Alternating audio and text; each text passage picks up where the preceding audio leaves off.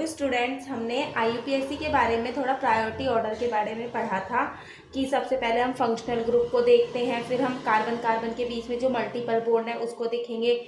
जो कार्बन की मेन चैन है वो कितनी लंबी चैन है, किधर से हमारे जो सब्स्टिट्यूएंट है फंक्शनल ग्रुप है पास किधर से पढ़ेंगे, उसके अकॉर्डिंग हम क्या करेंगे, नेमिंग करेंगे। नॉर्मली हमने ऑरल ही पढ़ा था, अभी तक हमने कोई भी एक भी क्वेश्चन नहीं करा था।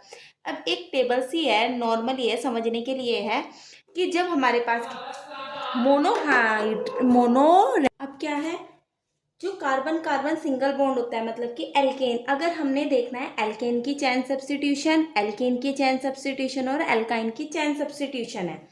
अब अगर हमारे पास क्या है, मोनो रेडिकल है। मोनो रेडिकल का मतलब क्या होता है, एक हाइड्रोजन को हमने रिमूव किया। अगर हम एक हाइड्रोजन को रिमूव करेंगे तो उसके बाद हम क्या कर देंगे, जो लास्ट में एल्केन के लास्ट में होता है वहां से हम क्या कर देंगे, ये हटा के हम वहाँ पे क्या लिख देंगे, आइल लिख देंगे।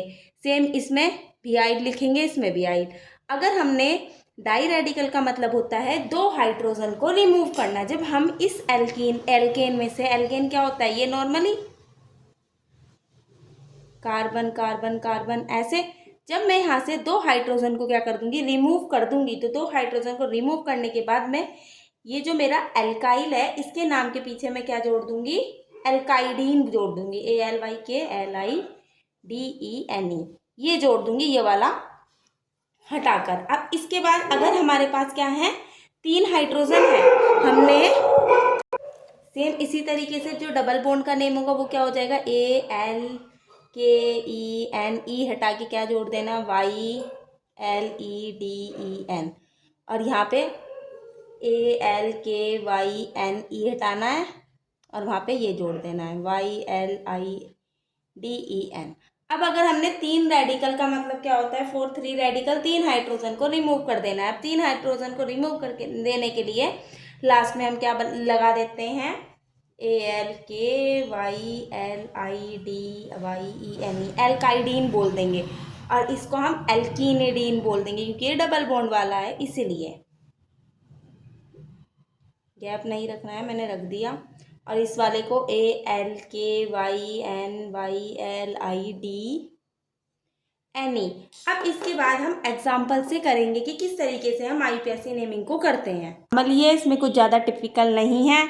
अगर एक रेडिकल है मतलब कि एक हाइड्रोजन हटा तो वहाँ लास्ट में YL लगाना है, दो हाइड्रोजन हटे तो एल्डाइन लगाना है और एल्डाइनिन लगाना है। ये एल्काइन है। नॉर्मली जब हम नेमिंग करेंगे उसके बाद हम ये सीखेंगे किस तरीके से लगे। ये सब्स्टिट्यूएंट की क्या करनी है, नंबरिंग करनी है, जिसकी हमें स्टार्टिंग किससे करनी है, रेडिकल ऑफ कार्बन के। अगर हमारे पास क्या लिखा है, CH3 लिखा है तो इसका नाम क्या होता है, मिथाइल। एक है छठा तो वहाँ लास्ट में एन होता है, नॉर्मली CH4 एन होता है, तो एक हाइड्रोजन हटा तो लास्ट में क्या आ जाएगा, मिथाइल आ जाएगा। ठीक है। अब इसी तरीके से C2H5 क्या है, दो कार्बन को एथ बोलते हैं, एक हाइड्रोजन हट गया तो इथाइल, इसको हम ऐसे भी लिख देते हैं Me और इसको ET। और CH3 CH2 CH2 आएगा। अब इसको क्या लिखेंगे हम, प्रोपाइल, लास्ट में आइल जोड़ देना है, सिर्फ इसी तरीके से। और अगर हमारे पास जो नेमिंग है हमने ऐसे देखा, CH3 CH3, यहाँ पे क्या है, एक हाइड्रोजन कम है ना, मतलब यहाँ से हाइड्रोजन रिमूव हुआ, तो इसको लिखने के लिए हम क्या बोलेंगे, 1 2 1 मिथाइल, किधर से भी 1 2 डाल लो, अगर नेमिंग हमने वहां से यहाँ से कर दी तो 1 2 वरना 1 2, और 1 पोजीशन पे मेरे पास क्या जुड़ा हुआ है, ये मिथाइल, तो 1 मिथाइल इथाइल, कि दो कार्बन को इथाइल बोलते हैं। और इसका एक नाम क्या होता है, आइसोप्रोपाइल। ठीक है।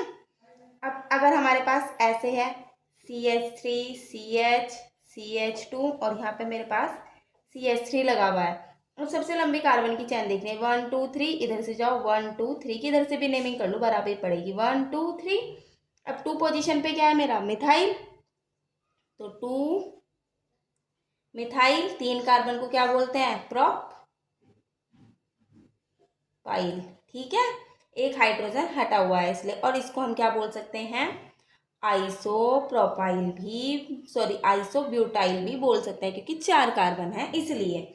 सेम अब इसी तरीके से हमें जो हमारे पास F होता है, ये हैलोजन ग्रुप वाला, इसको हम क्या बोलते हैं? फ्लोरो बोलते हैं।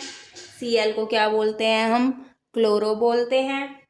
और Br को ब्रोमो, I को आइडो, आयोडीन को, और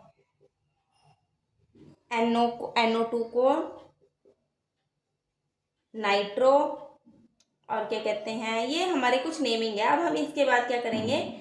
नेमिंग स्टार्ट ही करेंगे। नॉर्मल था जो जर्नल आपको याद रखना है। अब हम क्वेश्चन करेंगे।